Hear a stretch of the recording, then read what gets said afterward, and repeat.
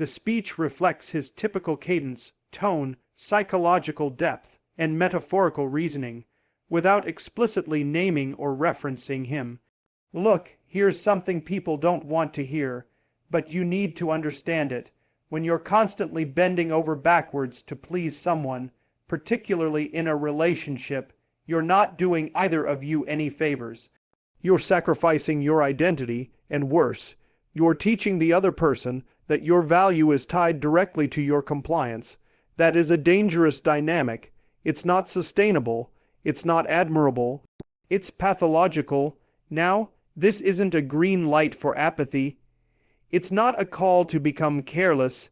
That's not strength, that's avoidance. But there's a profound difference between care and codependence. One is rooted in mutual respect and autonomy. The other is drenched in fear. Fear of rejection, fear of inadequacy, fear of being alone. And here's the kicker. When you stop giving a damn, not in the bitter sense, but in the sense of reclaiming your back, everything begins to shift. You start walking with purpose instead of limping in desperation. You stop asking for permission to be yourself. And when that happens, when you detach your sense of self, worth from someone else's validation, that's when the game changes. People, especially those who are used to controlling the emotional thermostat, will start to panic. She might lose her mind. Why? Because you've altered the script. You've stopped playing the role of the ever-agreeable, ever-available emotional servant. And when the script changes, when her cues don't generate the usual reaction, she has to confront something terrifying. That control is slipping, and that your independence might actually be more attractive than your compliance ever was. This is not about power games, it's about integrity. You become a man psychologically, spiritually, even biologically, when you stop living like you're afraid of conflict, afraid of withdrawal, afraid of being disliked. There's nothing noble about being a doormat. Strength is found in voluntarily shouldering responsibility and refusing to be manipulated by chaos disguised as affection. So straighten your spine, speak clearly. Learn to say no without guilt. The world won't fall apart if you stop being agreeable, but you'll find, paradoxically, that the respect, attraction, and even the love you were chasing often comes only after you let go of the need for it. Stand up, your soul depends on it. Constantly trying to please or gain approval from others, especially in relationships, erodes your identity and self-respect. Caring is healthy, but being emotionally dependent or fearful of losing someone leads to weakness and manipulation. When you stop over-investing emotionally in someone else's approval, you regain control of your life, direction, and self-worth. When you assert boundaries and embody self-respect, others may react negatively at first, but ultimately they respect you more. True masculinity is found in being assertive, clear, and principled, not in being passive or conflict, avoidant to keep the peace. Most men are raised, directly or subtly, to believe that their worth is tied to their usefulness, their agreeableness, and their ability to keep the peace. From childhood, many boys are rewarded when they're quiet, compliant, and obedient. Over time, that reward system morphs into a dangerous mindset. If you just do everything right, if you're always kind, always accommodating, always available, then people, especially women, will love you, respect you, and never leave. But that belief system is not only false, it's a trap. Because what it really does is condition you to seek validation by surrendering your agency. You become someone who lives for approval. Every action, every gesture is made not out of conviction, but calculation. You overanalyze your texts. You hesitate before speaking, wondering how it will be received. You suppress your anger, your needs, your instincts, because somewhere along the way, you internalized the idea that being yourself is too risky. So you offer a watered-down version of you, hoping it'll be enough to earn affection or avoid abandonment. And that kind of behavior might feel safe in the short term, but it will destroy your sense of self over time. You can't live as a ghost of your potential and expect to be fulfilled. Women especially are intuitive. They can feel when a man is overgiving, when he's desperate to be liked, when he's bending himself into knots to avoid upsetting her. And that doesn't create attraction, it creates discomfort. It communicates weakness, not the kind of weakness that stems from vulnerability, because vulnerability can be powerful, but the kind that reeks of self-erasure. A man who constantly adjusts his opinions, his tone, even his values, just to fit into her world, sends one loud message: I don't think I'm enough on my own. And when that message is received, whether consciously or not, it breeds contempt. You might think that self-sacrifice is noble, and in specific, intentional contexts it is. But when your sacrifices are driven by fear, fear of conflict, fear of being alone, fear of her disapproval, they are not noble. They're manipulative. You're not giving freely. You're trading pieces of yourself in exchange for security. And people can sense that. They can smell inauthenticity. And no matter how nice, polite, or selfless you are, if it's coming from a place of fear, it doesn't earn real respect. What makes a man respected and desired isn't how much of himself he can cut away to please others. It's how rooted he is in who he truly is. That doesn't mean being rigid or selfish. It means being grounded in your principles, your desires, your boundaries. It means being able to say no without guilt. It means knowing what you stand for and refusing to collapse just because someone might be upset by it. You don't become more lovable by becoming less of yourself. And here's something most nice guys never learn until it's too late. The more you chase someone's approval, the more you push them away. It's paradoxical, but it's true. When your actions are soaked in the anxiety of losing someone, you lose your natural magnetism. You become needy, reactive, unstable, and nothing repels people, especially women, faster than a man who has no spine. They may tolerate you for a while, they may use you, they may even say they love you, but deep down they'll know the truth. You don't value yourself enough to stand alone, and if you don't value yourself, why should they? There's a difference between being loving and being a doormat. There's a difference between compromising and collapsing, and you feel that difference in your gut. You know when you're speaking from truth, and you know when you're walking on eggshells. And that internal tension, the split between who you are and who you're pretending to be, will rot you from the inside out. It's a slow erosion of your masculinity, your confidence, and your identity.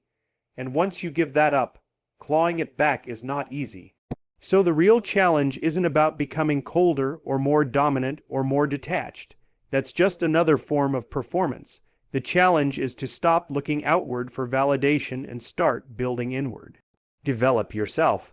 Cultivate competence, resilience, integrity. Learn how to be alone without being lonely, because only when you no longer need someone's approval are you truly free to love them without fear. That's when connection becomes real. That's when respect flows naturally, and that's when you stop trying to earn value and start embodying it.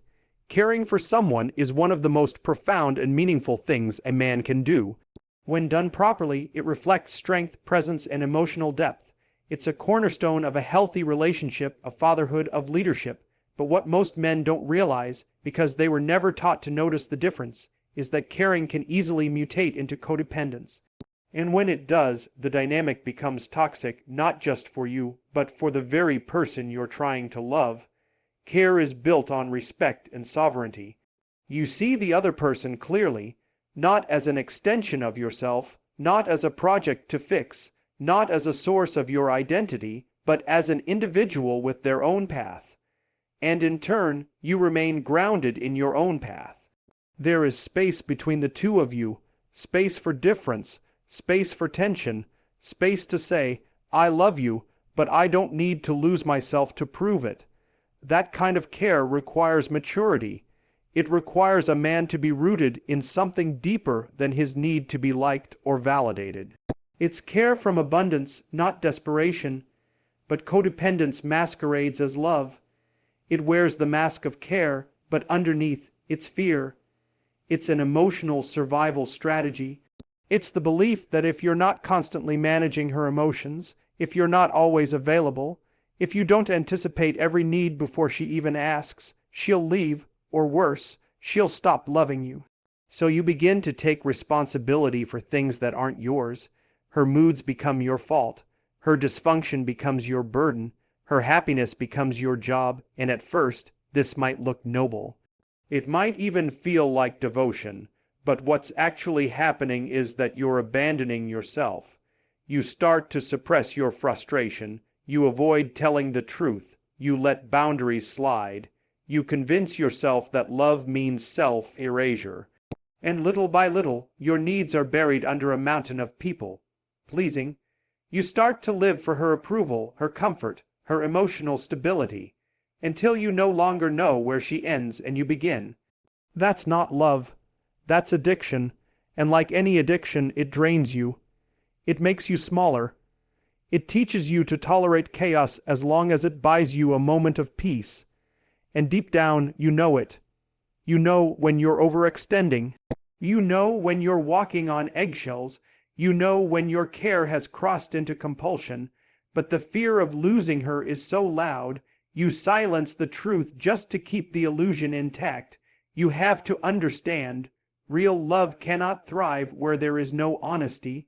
And honesty demands separation. It demands that both people in a relationship retain their sense of self. You are not her therapist. You are not her savior. You are not her emotional babysitter. You are her partner. And that means sometimes you care by stepping back. Sometimes you care by saying no.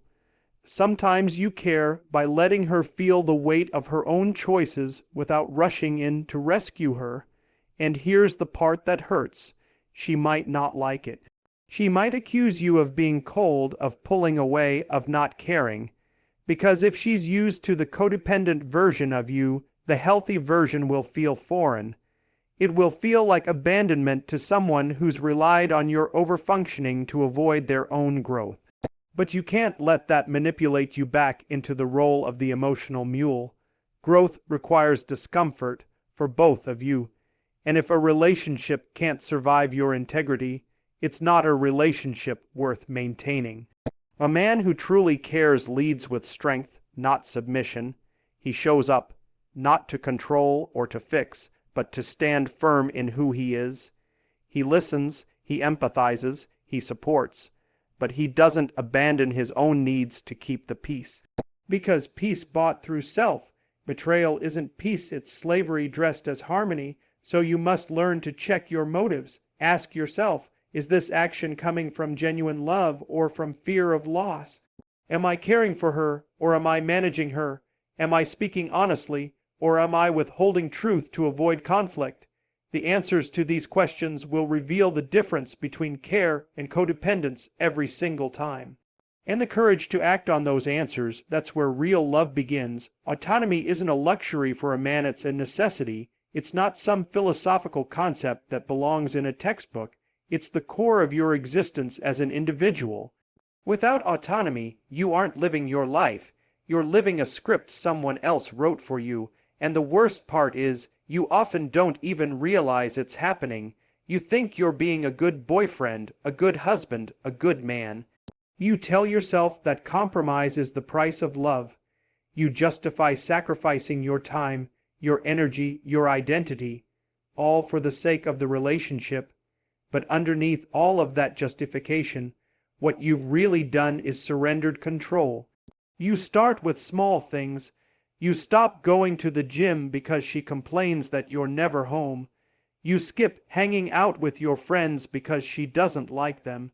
You change how you speak, what you wear, even how you think, just to keep her comfortable. And every time you do it, you tell yourself it's no big deal, that you're being considerate, that it's what you're supposed to do. But that's how it starts. Death by 1,000 concessions. And before long, the man in the mirror is a stranger. You can't respect yourself if you're constantly betraying yourself. You can't look in the mirror with pride if you know deep down you're living a life of quiet submission. A man without autonomy is a man without a spine. And no matter how much he smiles, No matter how much he says the right things, people can feel it. They can feel when you're living on someone else's terms. They can feel when your words don't match your convictions.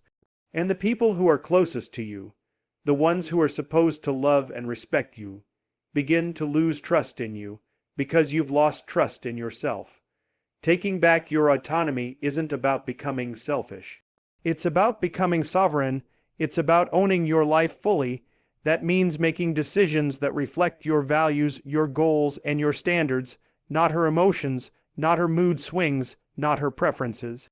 Yours, and the truth is that shift scares people, especially people who are benefiting from your compliance, because when you reclaim your autonomy, you change the rules of the relationship. You stop being predictable. You stop being safe in the way they were used to, and they feel that loss of control like withdrawal from a drug.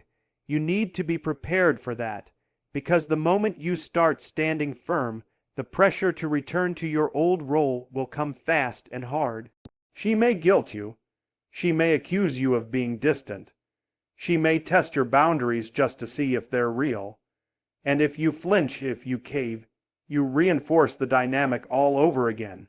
But if you hold the line, if you keep showing up as the man you know you are, something powerful starts to happen. You build trust, not just in the relationship, but in yourself. You stop apologizing for your needs.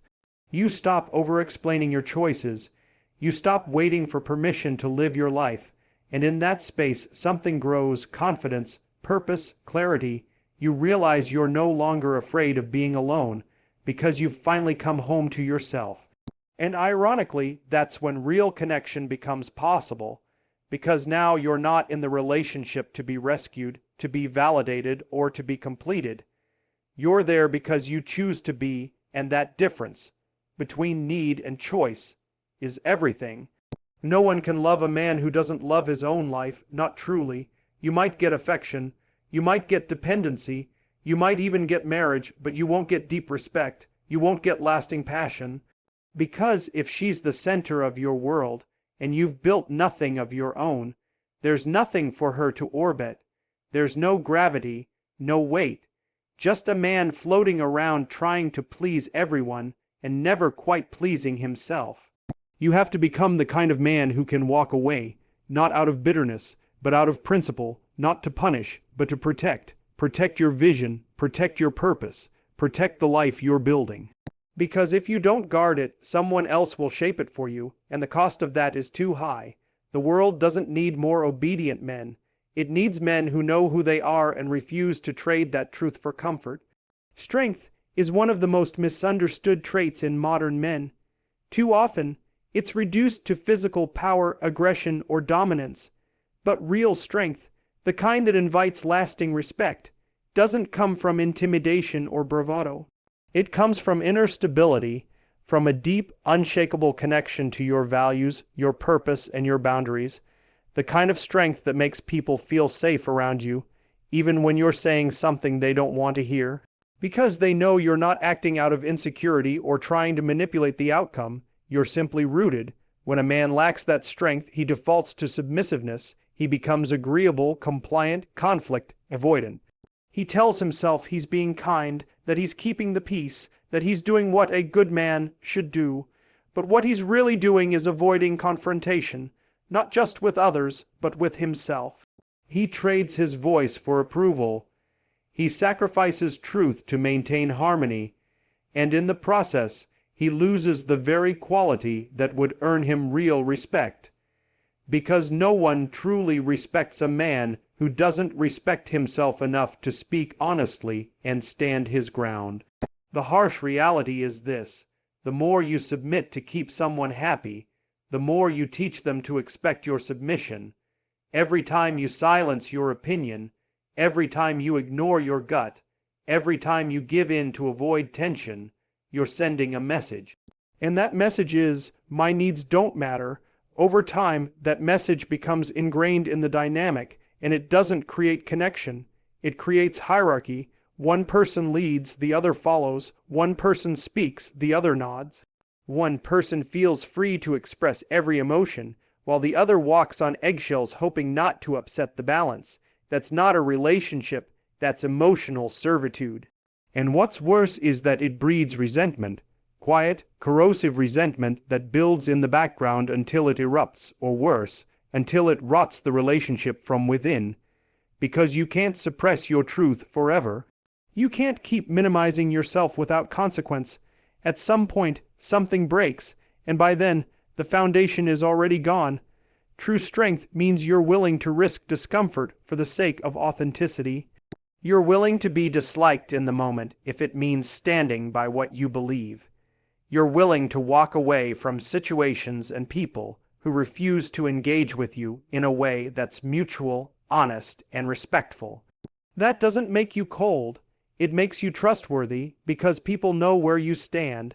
They don't have to guess. They don't have to manipulate or test or push just to get a reaction. You've made yourself clear, and that clarity is power. Strength isn't about always being right. It's not about overpowering others. It's about being calm in chaos. It's about not needing to prove yourself every 5 minutes because you've already proven yourself to you. And from that place you lead, not with force but with presence, with consistency, with integrity, and that is what commands real respect. You see it in men who don't overreact when challenged, who don't panic when someone disapproves, who don't try to please everyone in the room. Those men are not rude. They're not arrogant. They're centered, and people respond to that. Women, especially, are drawn to it, not because of some game or tactic, but because it represents safety and reliability in a world full of men who are emotionally volatile and psychologically lost. When a man is strong, people know that he won't betray himself just to be accepted. And because of that, he becomes someone others want to follow, not because he demands it, but because he earns it. Respect is not given freely. It's granted to those who show, again and again, that they're not willing to compromise what matters just to fit in. That's why strength and respect go hand in hand. Submission might get you temporary peace, it might get you attention, it might even get you affection, but it won't get you what lasts. Because what lasts is built on the kind of strength that doesn't flinch, doesn't fold, and doesn't fake its way through life. What lasts comes when you decide, once and for all, that your truth is more important than your comfort. Manhood is not defined by how agreeable you are.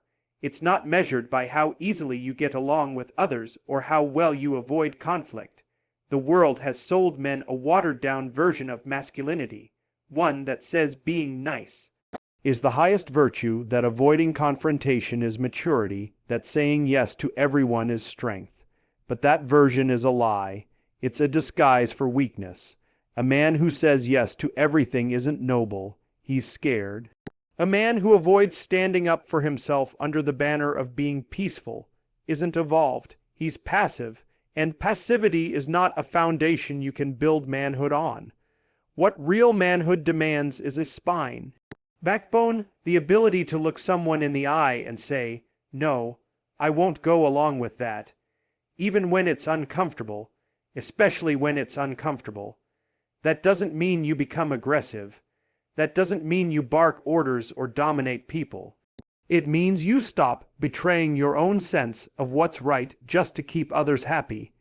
It means you hold firm when your principles are tested. It means your yes means something because you're not afraid to say no.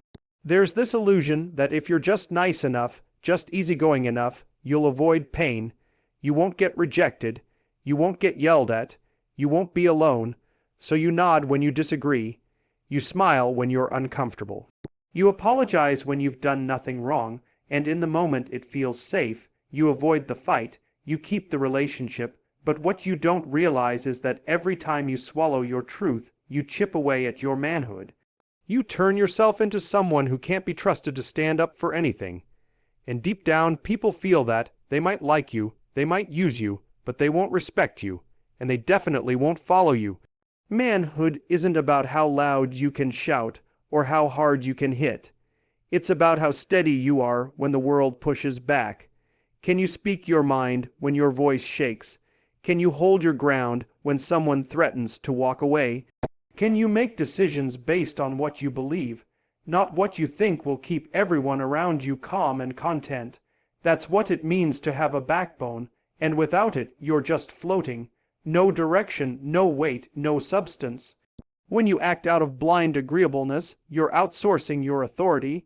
You're letting others dictate who you should be and how you should behave, and that might keep you out of trouble in the short term, but it will put you in a prison over time. You'll wake up one day and realize you don't recognize the man in the mirror, because that man never spoke his truth, never set his own course, never risked discomfort to honor himself. That man lived under the illusion that going along with everything would make life easier. But instead it made life smaller, and here's the painful truth.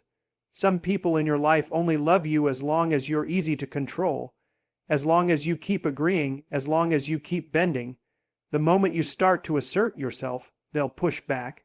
They'll guilt you, they'll question you, they'll call you difficult, stubborn, selfish, not because you're wrong, but because your strength threatens the comfort of the old dynamic, and that's the test. That's the moment where you decide whether you're going to fold or hold, whether you're going to step back into the role of the agreeable man everyone tolerates, or step forward into the role of the grounded man people respect. Manhood isn't given, it's earned, and you earn it not by being everyone's favorite, but by being true. You earn it by being consistent, clear, and unwilling to sell your soul for a bit of temporary harmony. Because the truth is, people won't always like you when you grow a spine, but they will know exactly where you stand. They'll know your word means something.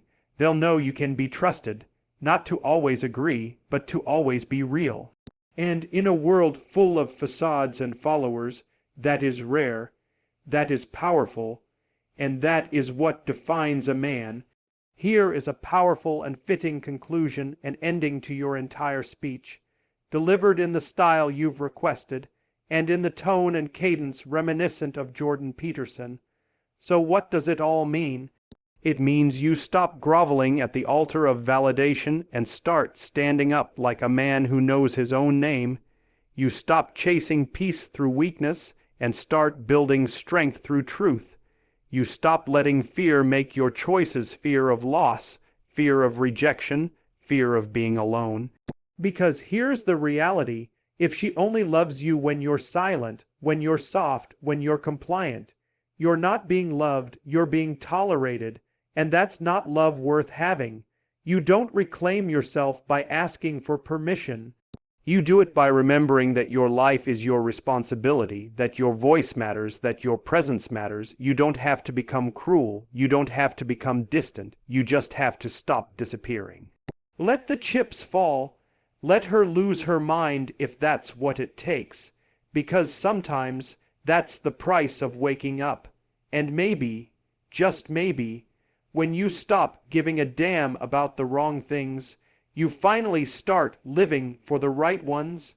Stand up straight, speak the truth, be the man you were too afraid to be. The world's waiting for him, and so are you.